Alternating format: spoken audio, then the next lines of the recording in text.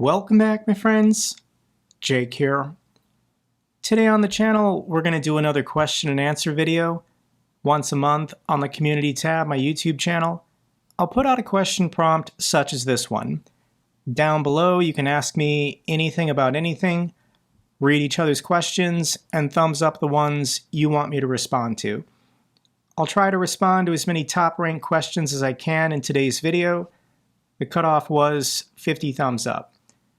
Thank you so much to everyone who left a question or read each other's questions. We got some good ones today. So the top-ranked question with 218 likes was from Catherine Kearns, and she says, Jake, I hope your headache stopped. My question is, what do you think it will take to get President Biden to get rid of the restrictions on long-range missiles to be used inside of Russia? This decision about not allowing the use of ATACMS deeper inside of Russia, it's the decision of the National Security Advisor Jake Sullivan. President Biden is deferring to his understanding or his expertise. President Biden is briefed every day, but this is Jake Sullivan's job, to talk to the FBI, the CIA, the Department of Homeland Security, the Pentagon, foreign leaders, foreign intelligence, and then make these complicated decisions. So we can just be honest. Why does Jake Sullivan block the use of long-range missiles inside of Russia? And I'm convinced that the Biden administration doesn't want Russia to collapse. The ultimate nightmare scenario that could kill the most people in the long run would be the collapse of Russia and then loose nukes. This is the famous chart showing the nuclear stockpiles of the Soviet Union and the United States. We peaked in about 1986 with over 60,000 nuclear warheads between the two superpowers.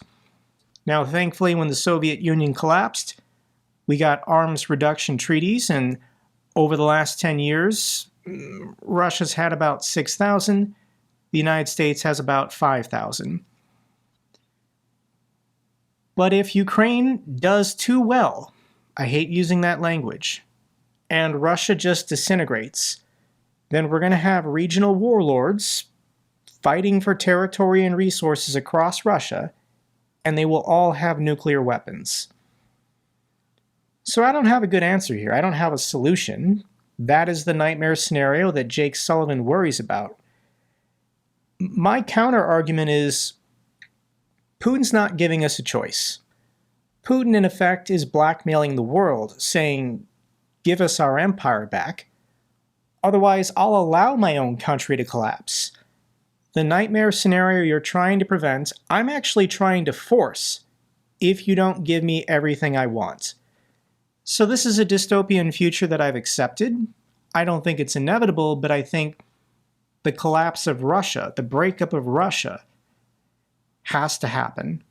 Otherwise, power will continue to concentrate in Moscow and these wars will never end. I don't want to see loose nukes, and I don't want to see regional warlords dropping nukes on city, killing millions of people. But this isn't Jake Sullivan or Joe Biden's fault. It would be Vladimir Putin's fault. I'm not saying that future is a guarantee. I don't believe in it. But it's Putin forcing it. Not Ukraine, not Jake Sullivan. So, yes, I think this policy needs to be reversed. And as long as our Democratic allies around the world continue to put pressure on Joe Biden, or maybe whoever replaces him in 6 months, we could get a change in this policy. Additionally, I think we do need to wait for the arrival of F-16s. Any day now, we've been saying this for months, but any day now. And I'm curious if F-16s will be allowed to fire missiles farther into Russia than 100 kilometers. I can't think of a good reason why Joe Biden would say no to ATACMS, but then yes to longer range missiles from F-16s, but it could happen, and we could find out very soon. Next question from Never Forget. How come the USA doesn't promote younger and better candidates for the presidency? Are Trump and Biden the best they could find in each party? For a European, it's hard to believe. So it's different with the two parties. With Trump, it's a cult. It doesn't matter what Trump says or does. He has the absolute unquestioned devotion of about 40 to 50% of the Republican primary base. So he was the nominee in 2016, he was the nominee in 2020, he's the nominee now in 2024. This isn't going to end until Trump is resoundingly defeated. He lost by 3 million votes in 2016, but won the Electoral College. He then lost by 7 million votes in 2020, but lied and managed to convince his followers he actually got more votes than Joe Biden, and there was election fraud, even though there's no evidence. So Donald Trump is going to lose again this November. That's my prediction right now. I believe this. And hopefully the conservative GOP primary base will move on. Move on to literally anyone else than this. I mean, he's an idiot, but he's a fascist, so he's very dangerous. And concerning Joe Biden, this question was asked last week.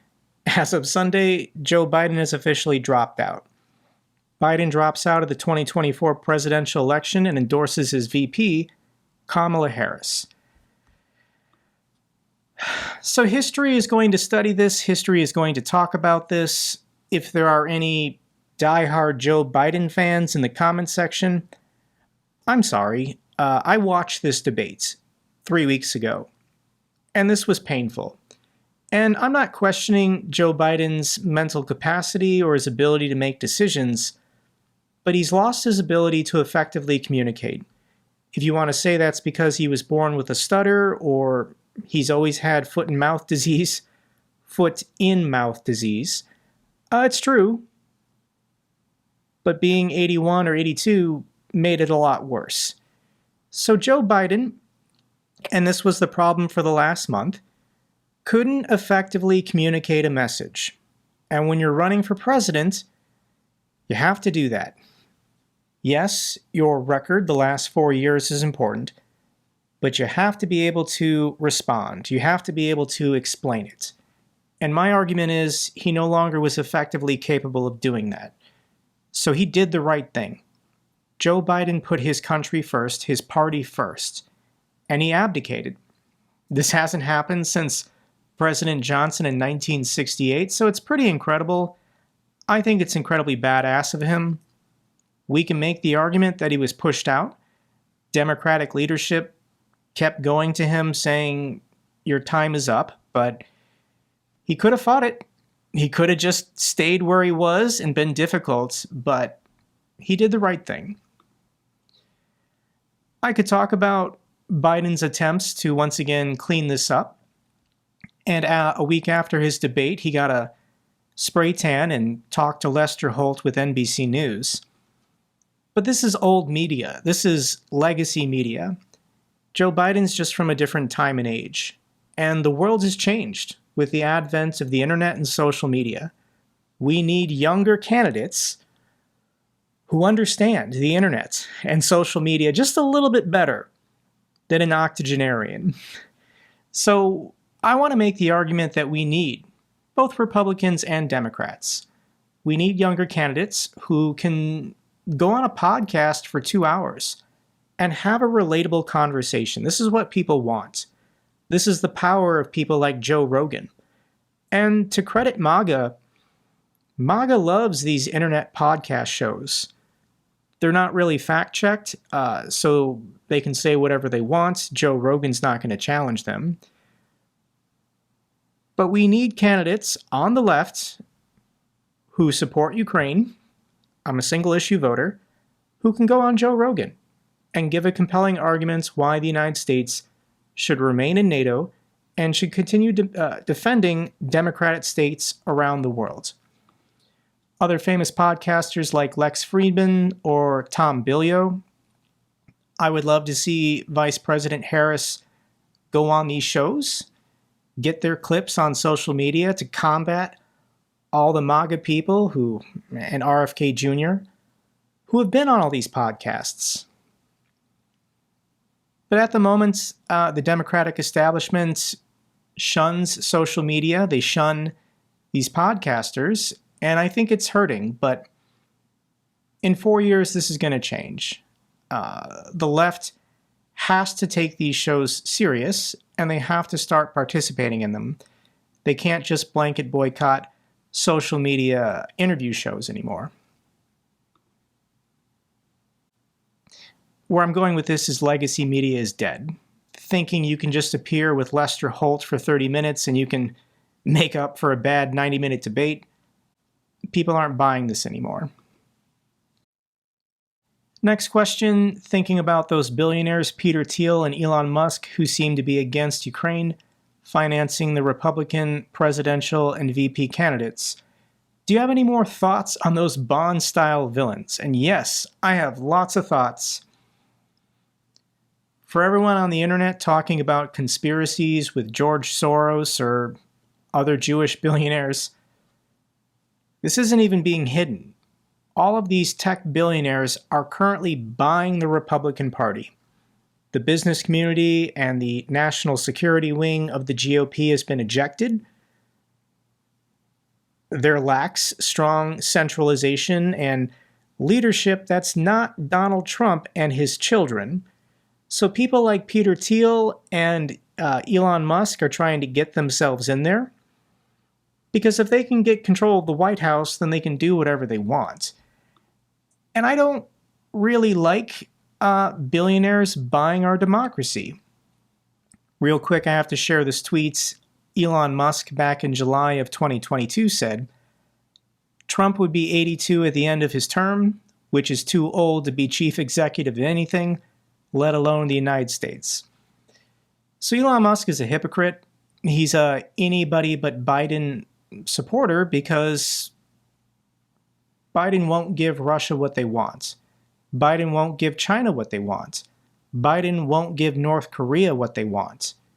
And Trump is promising dictators all over the world, once I'm in office, I won't oppose you. I won't stand up to you. If you want to attack your neighbors, as long as you say I'm a good president, we're cool.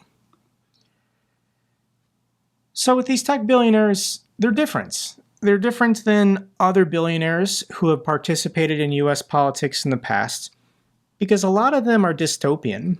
They have very negative opinions about humanity and negative opinions about the future of the human race. Elon Musk frequently says that we need to become a multiple planet species because basically Earth is doomed. He thinks humanity is going to basically wreck this planet and our species will die out unless we become a multi-planetary species. Now, I personally would like to save Earth. I think this place is pretty nice, and if we could just do a couple course corrections, maybe Earth isn't doomed. But Elon is already working with the conclusion, and then making life decisions based on this Armageddon scenario, which baffles me. And it's the same with a lot of these tech billionaires. Mark Zuckerberg has built a $260 million survival bunker on a Hawaiian island.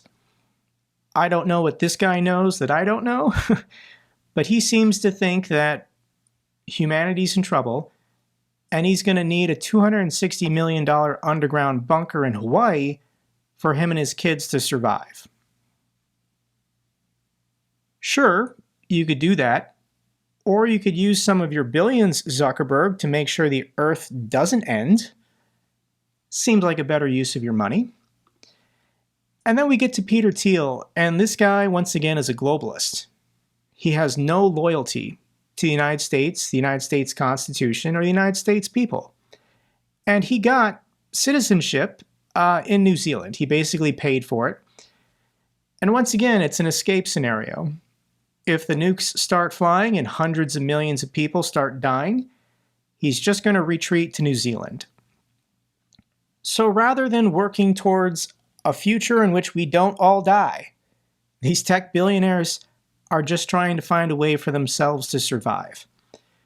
So they don't believe in democracy or governments or international trade or whatever, because they think it's all going to end eventually, whether it's nuclear weapons or artificial intelligence or climate change or aliens. And Peter Thiel is seriously messed up. Here are some of what he believes. And he said, most importantly, I no longer believe that freedom and democracy are compatible. This is literally 1984, George Orwell. Freedom is slavery. Peter Thiel is not, he tries to avoid the public, but he's given a couple speeches and made a couple appearances in which he gives away his personal life philosophy. He thinks democracy is a mistake. He thinks if we had a dictator or a supreme authoritarian who could make fast decisions and allocate the resources of the North American continent as efficiently and fast as possible, that would be better for everyone. He believes democracy is holding back Americans and holding back humanity. This is why Peter Thiel supports Donald Trump, or whoever the next fascist candidate will be, because he doesn't want rights for you, the Bill of Rights, habeas corpus and due process and all that annoying stuff that just slows down the progress of great and brilliant men. This sounds harsh, I'm sorry, but this is the truth. So this brings us to JD Vance. This is Trump's heir apparent. If Trump loses in November, JD Vance is now the front runner in 2028 for the Republican nomination. And yes, JD Vance served in the military. He was a Marine. But he was in public affairs. He never saw combat. He then went to Yale Law School, and that's when he published his book, Hillbilly Eulogy. It became a bestseller, and this got the attention of Peter Thiel. And Peter Thiel basically adopted him. He said, you can come work for me and my venture capital organization. Peter Thiel got JD Vance jobs at biotech companies when JD Vance had no knowledge of biotech companies or experience in business. JD Vance basically washed out of every company that Peter Thiel got him a job at because of money. And then Peter Thiel spent $15 million to make JD Vance a senator in Ohio 2 years ago. 2 years ago. It's so stupid, guys. We're just going to move on to the next question. Is Europe on its own if Trump wins in November? Do us Brits and France, the other two nuclear powers in NATO, have enough resolve? Should Trump take the US out of NATO? And what is the likelihood of him doing that, in your opinion? So Trump is not going to withdraw from NATO because Trump can do more damage to NATO if he stays in it. But he can reduce cooperation, he can block the transfer of weapons, he can end cooperation for intelligence and training. It'd be easier if the United States just withdrew from NATO and then the rest of the countries were on their own. But Trump's going to do whatever Xi and Putin want, and they want NATO to be crippled. So Donald Trump can do more damage staying in the alliance and just basically being like Viktor Orban times 100. It's pretty bad. But I don't think Trump's going to win in November now. We'll talk more about that in a second. But how will Trump picking JD Vance as his VP impact the upcoming American election? Keep up the good work, Jake. So JD Vance is an idiot, and he doesn't offer anything to the ticket. Mike Pence being selected 4 years ago, he was an evangelical. There was a certain segment of the population, or actually this was 8 years ago, but there was a certain segment of the population who said, Mike Pence is a brilliant pick. He's a governor, he's got lots of experience, the establishment trusts him, he's an evangelical, he'll balance out Trump. This time, Trump didn't do that. Trump only picked JD Vance. Well, I guess there's a couple reasons. One is money. Peter Thiel and Elon Musk's money. Elon Musk is going to give Donald Trump $45 million a month through November. But also JD Vance has said that he would have overturned the 2020 election. If he had been vice president, he would have started accepting alternate electors to overturn the election to make sure Donald Trump stayed in office in 2020. So this is about 2028. JD Vance was selected just because he has no moral, ethical code. He doesn't believe in democracy. He doesn't believe in the Constitution. He shares Peter Thiel's vision that freedom and democracy is incompatible. If people truly want to be free, they have to embrace an authoritarian. They have to embrace a strong figure who will just do whatever is necessary for the good of the nation. That's a dictatorship. So I'm going to link this clip down below from Rachel Maddow. I know there's a lot of people who don't like Rachel Maddow, but it's 10 minutes and she makes a really good argument that Trump selected JD Vance not because he needed to win Ohio or he wanted to reassure any segment of the voting base. It was just pure cronyism and money. And I'm going to be honest with you, I think at some point in the future, Trump is going to turn on JD Vance. If they lose in November, Trump is going to say JD Vance was the reason why he lost. And he only did it because Peter Thiel and Elon Musk told him he had to do it. Basically, to sum up JD Vance's personality, here's a tweet from Josh McLaren. This is what he says. I'm the guy that JD Vance sent the America's Hitler text to in 2016. So JD Vance used to say in 2016 that Trump was America's Hitler. He was my roommate in law school. Obviously, he's a sellout, but the bigger deal is he's angry and vindictive. The perfect fit for Trump's revenge. JD's rise is a triumph for angry jerks everywhere. This is from someone who actually knows the guy and has known the guy more than a decade. Next question is from Caleb. Hi, Jake. Is there anything that Ukraine or NATO could reasonably do to get back into the spotlight on mainstream news or gain support before the U.S. presidential elections? Or do you think that everyone's opinions are locked in on the subject? We're locked in here in the United States. With the assassination attempt and now Biden abdicating the nomination, this is some real Game of Thrones stuff happening now in U.S. politics. So the next 100 days, I'm sorry, we're not going to be talking about Russia and Ukraine. I will be, but the mainstream media and all the political pundits, they're going to be talking about immigration and abortion and the national debt and all the other issues. So I'll do my best to make some noise, make some appearances, talk about Ukraine. But America is gridlocked until November 5th or 6th or whenever the election is. Once we get past the election, even if Trump wins, I do think the national debate will change because Congress is going to have to start talking about another aid package being passed for Ukraine. And come December and January, we'll have that debate again here in the United States. Now, I'm convinced that if Kamala Harris and whoever she picks as her VP wins, if the Democrats can control the Senate and the House, it's an automatic. Ukraine's going to get another $60 billion for the next year, and that's lights out for Russia.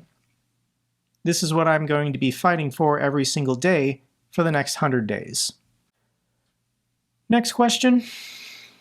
No questions. Just sorry for your country and its future with Trump. I was feeling this way a week ago, that Trump's victory was inevitable. I didn't think Joe Biden would actually drop out. But this changes everything. And we're not going to see a reflection in the polls until the first week of September. So Kamala Harris has to pick her VP. We then have the formation of the ticket. We then have the Democratic National Convention. It's going to be the week after that. that we're going to get the first accurate polling of what Americans think about this matchup. All the current polling, it doesn't count because we don't know who Kamala's VP is, and Kamala officially wasn't the presidential nominee, she was the VP. So things are going to shift in the next month, and by September, I think this map is going to change. We'll talk about the polls come the first week in September. This is not a question, just a comment from Ozzy. Jake, you kicked ass on Piers Morgan's show. So I didn't really mention this in a video because I don't really want you guys to go watch Piers Morgan. Piers Morgan is full MAGA, he's a Donald Trump supporter. But Piers Morgan opposes Russia and supports Ukraine. So I was willing to go on his show. This was the episode titled, Is Trump the New Hitler? And I was in the segment for about 40 minutes, and I think I did pretty well, and most of the feedback from my appearance has been positive. This video has been seen 1.6 million times in less than a week, and thank you, Piers Morgan. You allowed me to talk about Russia and Ukraine. So I think I made some good points, and I reached some people who don't normally get to hear about what's going on between Russia and Ukraine. Next question, Jake, how does it happen that we here in America can have a known convicted felon being allowed to run for president? Sorry, here's another question. Shouldn't we have term limits on SCOTUS? So let's start with the Supreme Court, and what I would do, if I could just magically change things, is I would guarantee every president 2 Supreme Court appointments. So the first year and the third year of their term, they would appoint 2 people, and then whoever has the most seniority, they rotate out. We could have a fixed in and out schedule of 18 years, so you'd be appointed by a president, you'd serve for 18 years, you'd then be replaced at the same time. The reason why we have tenure for life for Supreme Court justices, and this was thought about by the framers, Alexander Hamilton made the argument in favor of lifetime appointments, so there wouldn't be a conflict of interest. Just think about it. Let's say you're appointed to the Supreme Court at the age of 45, you serve for 18 years, and then you're done. You're done at age 63? What are you going to do for the rest of your life? So the founders were concerned that if there was business before the courts and the justices ever left the court, they would make certain decisions to guarantee themselves jobs and money once they were off the court. By just having them sit on the court for life, this reduces the potential for conflict of interest. I have a very simple solution that the founders didn't think of, but just give them a salary for life. If you're appointed a Supreme Court justice, now you make $268,000 a year. That should be enough to lead a comfortable life. So if you do 18 years and you rotate off the court, you would continue collecting your salary until the day you die. To hopefully prevent a conflict of interest in which billionaires try to ingratiate themselves with Supreme Court justices. The problem is, people like Justice Clarence Thomas, he don't give an F. He takes that $268,000 a year and probably spends it on taxidermy. I have no clue. But it's not enough money for Clarence Thomas. Clarence Thomas has been accepting millions of dollars worth of gifts and trips and, let's just be honest, they're bribes from billionaires because he has no ethical code or ethical standards. It'd be great if we could remove Clarence Thomas from the Supreme Court, but I don't think that's going to happen. As for why is a convicted felon running for president, there's nothing in the Constitution saying you can't. Trump, because he's a convicted felon, can't vote for himself in the state of Florida. but he can still run for president. It's up to the people if they want to vote for a convicted felon. Next question is from Rob Brenz. Hey there, Jake. I recently had a video pushed into my YouTube feed about an Australian guy who has a channel taking trips in Russia, and he talks about how nice it is and how he plans to move there. What's odd is the channel is relatively new and already has tens of thousands of subscribers. I spoke to a friend and they have seen similar channels. To your knowledge, is there some kind of Kremlin program that funds foreign nationals to make these kinds of videos? I argue yes. There's a couple of these channels I've found over the years where these are Westerners just simping for Russia. And these people either hate the old colonial powers, they hate France, they hate the UK, they hate America, or they hate LGBT people, and they think moving to Russia is great because they don't have to deal with gays and lesbians or trans or... I don't personally understand it myself. Your quality of life in Russia, unless you're a millionaire, is not going to be very good if you're an average person. But these people moving to Russia or vacationing in Russia and YouTubing about it, they have money. And if you have money, even if you go to Moscow, you can have a good life. So this is all nonsense, and I do think the Kremlin pays these people directly or indirectly. But even if they don't, you can still get a lot of followers and views and subscribers, which equals money, by just being counter to the narrative.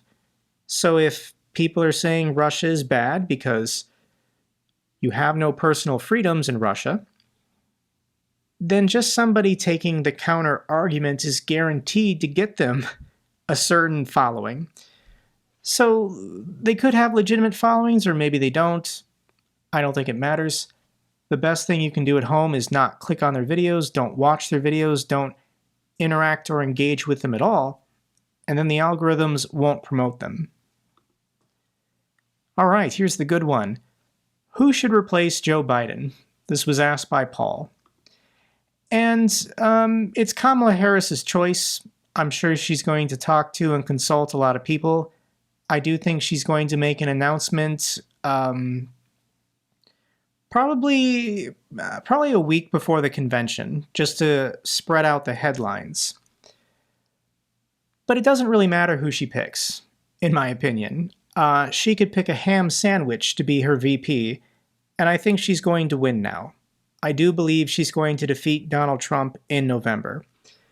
In the first days since Joe Biden stepped down or renounced the nomination, Harris has raised over $100 million. This is how excited and fired up Democrats are about this race now. They got a second life. They got a second chance at defeating Donald Trump. Here are the leading contenders to be Kamala's VP. The first one is Pete Buttigieg. He's currently the U.S. Secretary of Transportation, and the positives for Pete: he's pretty smart, he's a U.S. veteran, and he's willing to go on adversarial shows, conservative broadcasts. And he holds his own pretty good. I've seen a couple clips of him on Fox News, and you can ask him any question. He's going to have a good answer. He thinks pretty hard about this. And just with his sound bites, he understands social media better. He understands to speak in a certain way where you can get a strong point across in less than 60 seconds, which is unfortunately an important skill now that we're in the era of Reels and Shorts and TikToks. The downside of Pete is I don't think he has a lot of political connections or experience. The only other office he held was mayor of a mid-sized town in Indiana. And he can't even win his home state. I don't think if he was the VP, being from the state of Indiana, that Kamala would win the state of Indiana. So it's more important to go with, for example, a governor like Josh Shapiro from Pennsylvania. Kamala needs to win Pennsylvania. It's a huge state. and he's the Democratic governor, who I think, if he was the VP, the state's now a lock. Because he has universal name recognition, Kamala would easily win Pennsylvania, and Donald Trump currently needs that state. The other fantastic option is U.S. Senator Mark Kelly. Once again, it's about geography. Mark Kelly is a senator in what's traditionally been a red state of Arizona. So if Kamala and Kelly, as a ticket, can win the state of Arizona, that was supposed to be a safe state for Trump, and Trump now has to win a different state to get to 270. And I just want to mention that Mark Kelly's my personal choice. I hope Kamala picks him. Of these potential VPs, he's been the strongest in support for Ukraine. He's met with President Zelensky, and I follow on Twitter. He is trying to, once again, keep Ukraine in the headlines here in the United States. He knows how important of an issue this is. He's also a veteran, and he's an astronaut. He has a twin brother, and I just personally really like Mark Kelly. I think he would bring a lot to the ticket, and I think Kamala would be wise to pick him, but if she goes with Josh Shapiro, I understand.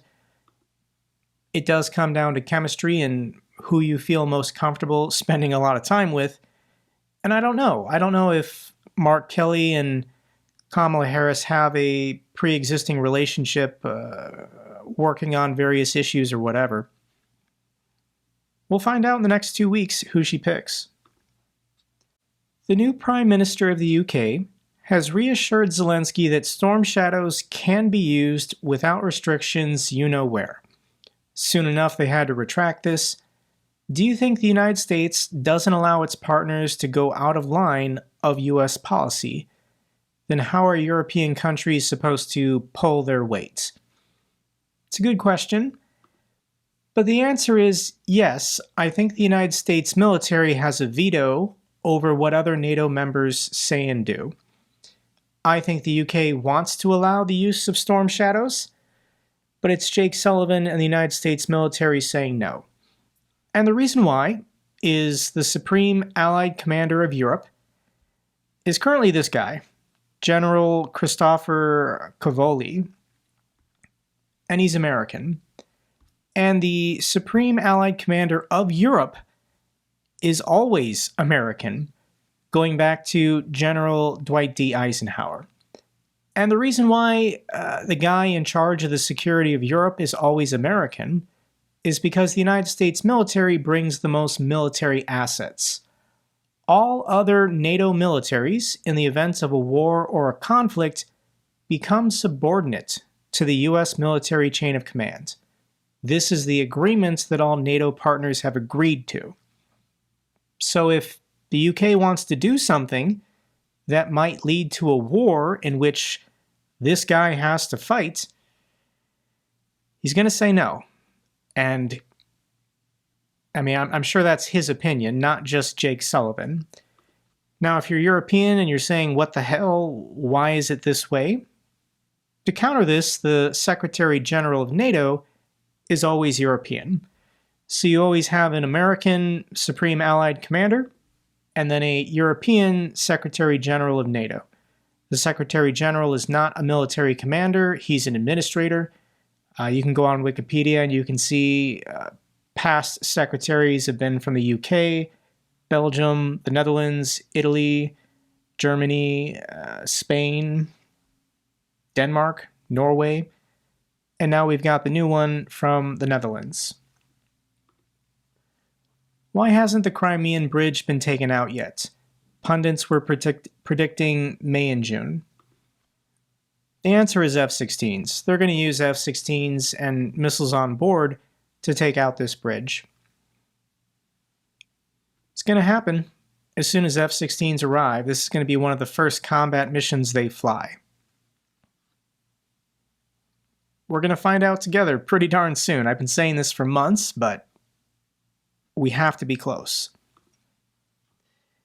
Next question. The US elections being a hot topic at the moment, What is theoretically the worst Trump-Vance could do apart from not sending weapons anymore? Sanctions threaten the EU somehow. Can and is it likely that Europe will foot the bill if the US pulls out completely? Yes, this is a nightmare scenario if Trump and Vance win. JD Vance is the most anti-Ukraine, pro-Russian US senator.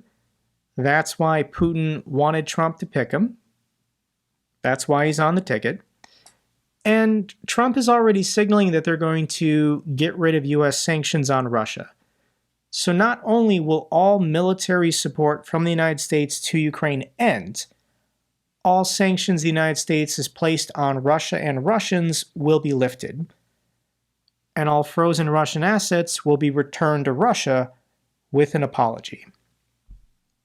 That's what Trump and JD Vance are promising. We're forcing everyone away.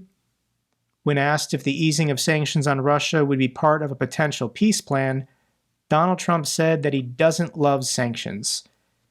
This is complete BS. Trump loves sanctions on, for example, Iran, because that's what Israel wants us to do. But when it comes to sanctions on China or Russia or North Korea, for some reason Donald Trump doesn't like sanctions now. It's kind of weird. It can always get worse. Anytime military assets are transferred between countries, for example, F-16s, the United States has to give its approval. So if Trump takes office in January, he can start blocking the transfer of any US-made weapons to Ukraine from other European countries. That's the nightmare scenario. That's what has me worried. But if that happens, European partners can just tell the United States to go screw itself, and they can just do whatever they want. When we look at the economic size of countries like Germany or the UK, France, Italy, Canada, Australia, South Korea, Spain, there's enough there to defeat Russia. Russia's going to lose this war, with or without the help of the United States. I want the help of the United States. It would make it a lot easier.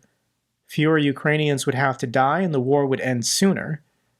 But even if Donald Trump is elected and the United States cuts off all support, Russia still can't win this war. If you made it this far, then you probably care about US politics. I know for a lot of my subscribers, they hate this. They don't want me to talk about it, or they just don't want to hear about it at all, but it's nauseating, and it's going to continue for another 100 days. After 100 days, I won't talk about US politics again for another 3 years. That would be nice. All right, that's all for this question and answer video. Thank you so much to everyone who watches these videos and supports me. This is an absolute dream come true that I just get to wake up every morning and make content, share my opinions, and give my thoughts. Thank you so much for your support. It means the world to me. That's all for this update video. Till the next one, take care everyone.